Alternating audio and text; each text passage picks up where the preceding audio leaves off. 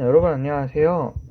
한 달 반 정도가 지나서 등교는 못하지만 급한 대로 온라인 계약이란 걸 하게 되었습니다.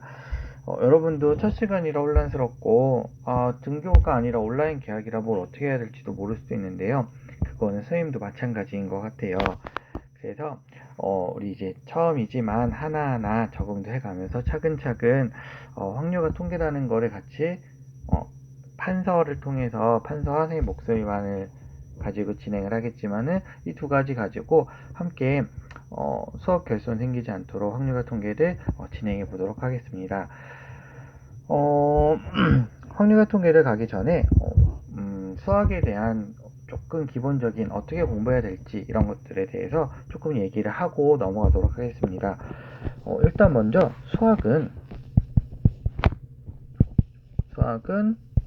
언어예요. 무슨 말이냐면요. 네. 수학은 언어라는 게 여러분이 수학 기호를 쓰지만 이 수학 기호를 쓸 때 어떤 말로 생각을 하죠?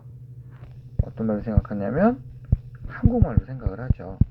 마찬가지로 생각한 한국말의 결과물을 수학 기호로 나타내서 표현을 해야만 이제 수학적 언어가 되는 거죠. 수학이라는 거는 하나의 언어인데 영어를 한국말로 하고 한국말을 영어로 하는 것처럼 수학도 수학 기호를 자유롭게 한국말로 왔다 갔다 바꿀 수 있는 게 잘 돼야만 이해력도 높아지고 논리력도 향상이 될 수가 있어요. 그래서 수학 기호를 한국말로 읽어보는 연습, 한국말을 수학 기호로 표현해보는 연습, 또 이런 것들이 생각보다 굉장히 많이 중요합니다. 또한 여러분이 열심히 머릿속에 넣죠. 인풋이라고 얘기를 하는데요. 열심히 머릿속에 넣어요. 근데 넣기만 하고 빼내질 않으면 머릿속에서 필요할 때 빼낼 수가 없어요. 넣을 때도 어떤 구역을 잘 설정해놔서 이때 빼내야 되겠구나 이런 생각들을 하지 않고 그냥 무작정 넣어버리면 머릿속에 혼잡하게만 있기 때문에 여러분이 필요할 때 빼낼 수가 없게 됩니다. 따라서 여러분은 틈틈이 아웃풋을 연습을 해야 되는데요. 강의를 들으면서 선생님이 가끔 질문을 할 수도 있고 물론 혼자 질문을 하겠지만 그거에 대해서 스스로 답도 한번 해보고요. 어떤 기호를 배웠으면 그 기호를 스스로 표현해보는 것도 중요한 수업이 됩니다. 그리고 이게 어떻게 보면은 이제 인강이라는 시스템이 될 수도 있는데요. 인강은 굉장히 어려워요. 학습에 있어서 대면이 아니기 때문에 집중을 하기도 어렵고 개인의 의지가 굉장히 많이 중요한 것 같거든요. 그래서 힘들 수 있지만 집중이 조금 안 될 수 있지만 그럴 때일수록 어떻게 보면은 개인의 집중력도 키울 수 있는 기회가 될 수 있으니까는요. 조금씩 적응해가면서 노력했으면 좋겠습니다.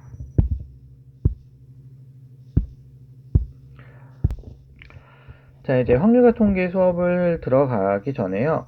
2차시 동안 오늘이 첫 번째 시간이고 두 번째 시간, 2시간을 할애해서 그 수학 원, 그러니까 수학이죠. 고등학교 1학년 때 배웠던 수학의 경우의 수 있던 부분을 조금 복습을 하고 넘어가려고 해요. 그쪽에서 이제 뭘 배웠냐면 합의 법칙, 고배 법칙 이런 걸 배웠고요. 그 다음에 순열과 조합을 배웠는데 이 세 가지가 가장 기본이 되어서 확통의 나머지 경우의 수를 완성을 하게 되고요. 그런 경우의 수를 바탕으로 해서 이제 확률, 통계를 가야 되기 때문에 이 부분의 학습을 하는 것이 굉장히 중요합니다. 일단 먼저 합의 법칙과 고배 법칙이 나오죠. 합의 법칙 보면은 제일 중요한 단어가 얘예요. 동시에 일어나지 않을 때. 그죠? 그래서 더해요. 동시에 일어나지 않으면 더해요. 고배 법칙. 동시에 일어나죠. 동시에 일어나는 경우 곱해요. 네, 굉장히 중요한 말이에요. 이 두 가지에서 키워드가 뭐가 돼요?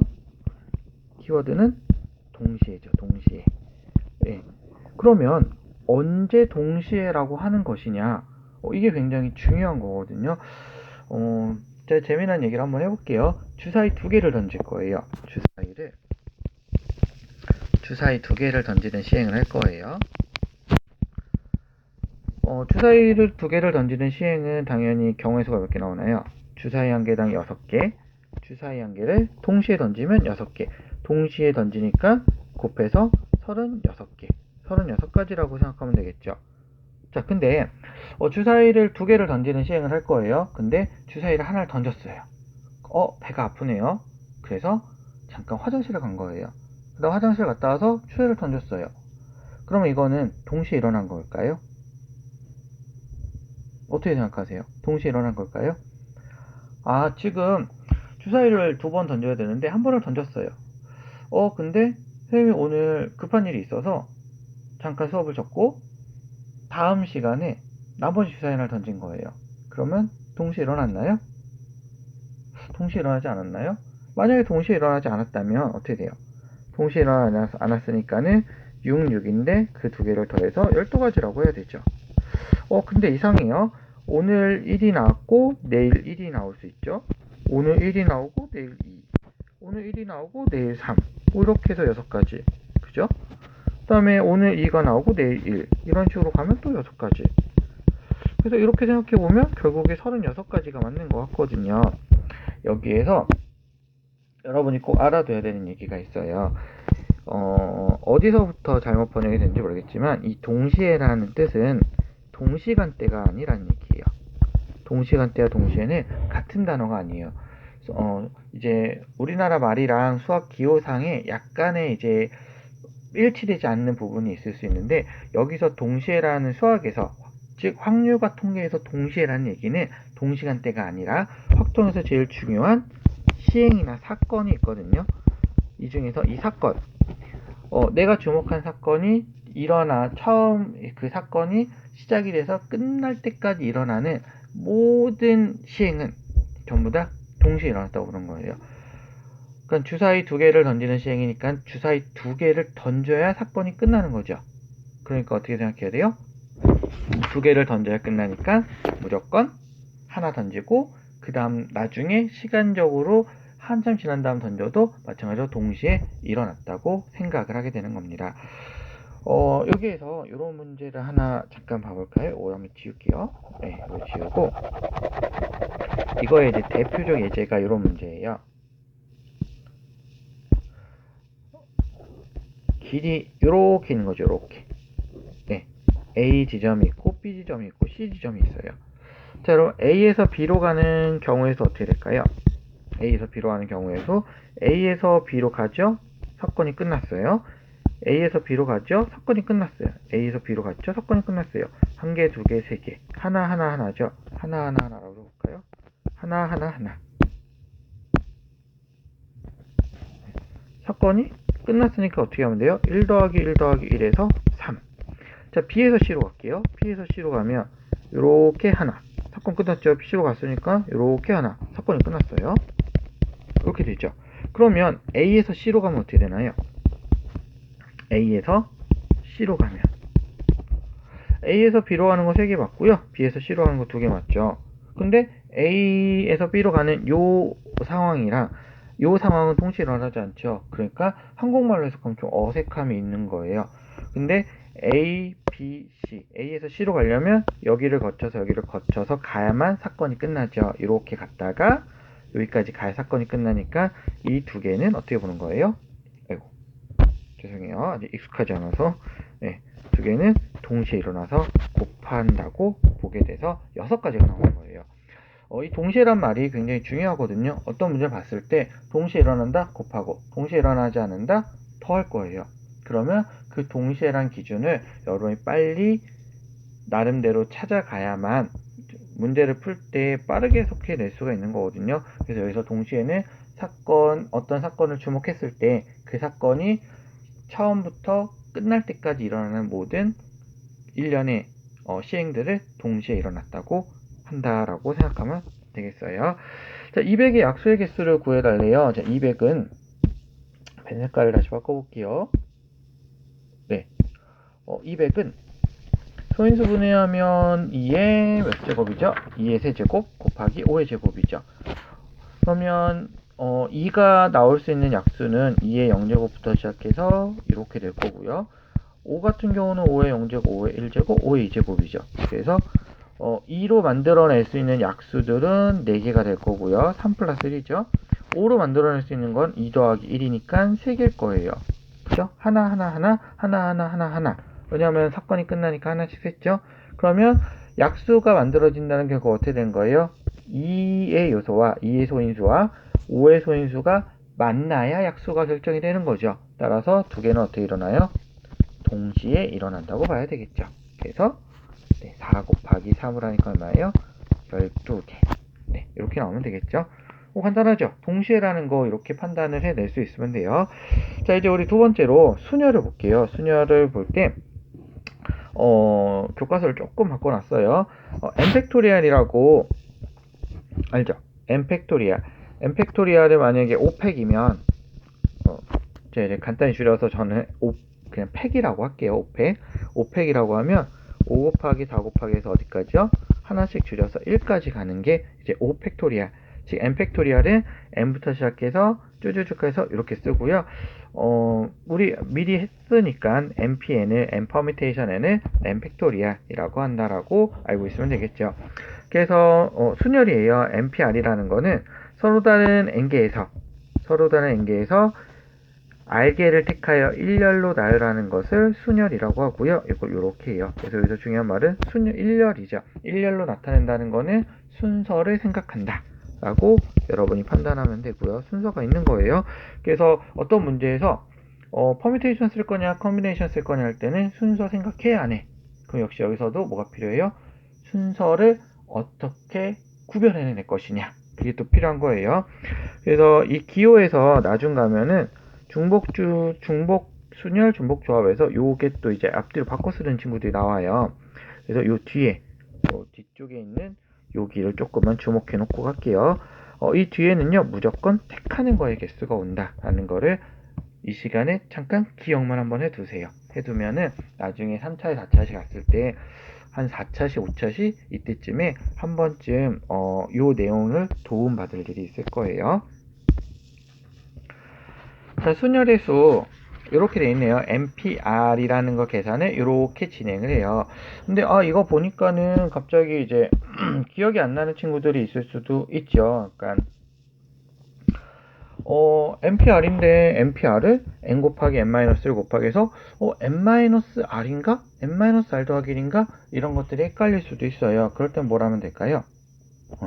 예시를 들어보면 돼요. 자, 보세요. 5p3이면 이거 곱할 줄 알죠? 5, 4, 3 이렇게 하면 돼요. 그럼 이 5, 4, 3에서 이 3이 도대체 어떻게 나왔을 것인가를 고민하는 거죠.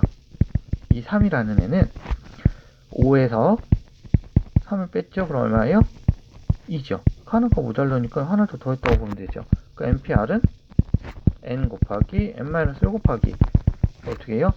n-r에 더하기 1. 왜냐면 이 두 개를 이용해서 무조건 표현해내야 되니까 이렇게 생각할 수 있는 거겠죠.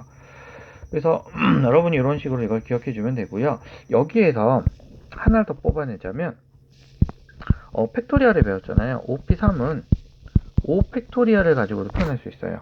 543이니까는 2팩이 밑에 와야 되거든요. 근데 이때 2팩이라는 게 뭐냐면 n에서 r을 뺀 거예요. 그죠? 그래서 n-r팩.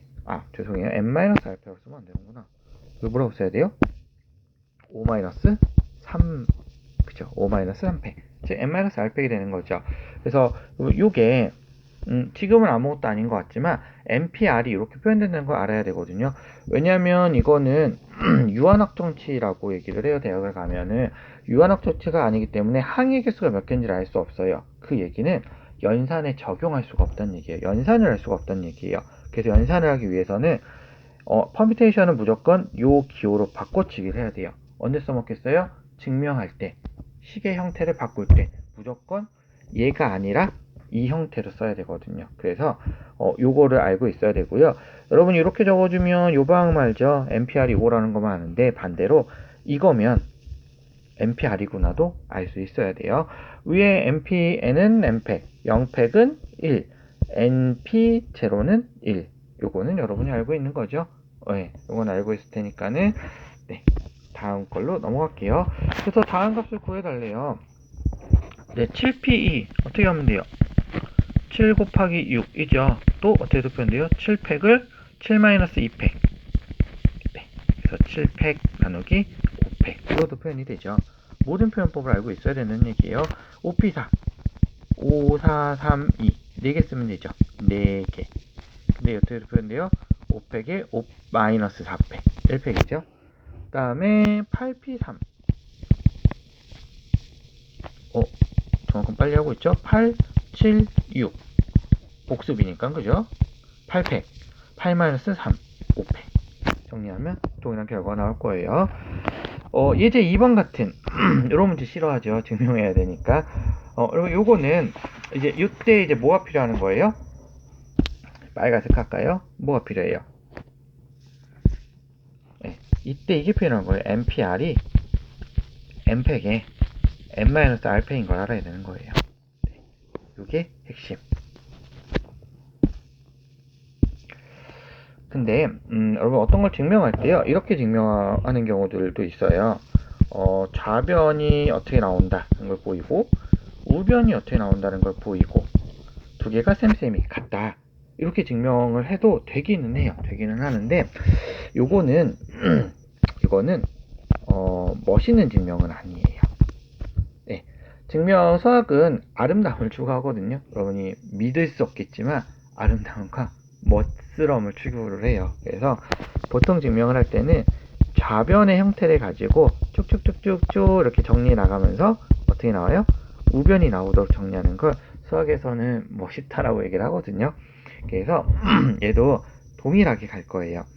여기서는 좌변에 있는 거를 풀어보는 것보다는 풀어져 있는 걸 정리하는 게 편하거든요. 그래서 우변에서부터 출발을 할게요. 증명 이렇게 들어가요. 어렵지 않아요. 이거를 가지고 NPR을 만들어낼 거예요. 자, 그러면 일단 n 곱하기 요거 요 퍼뮤테이션이 그대로 갖다 쓰면 되죠. n-1 팩토리얼에 n-1 빼기 r-1 그죠? 팩토리얼이고요.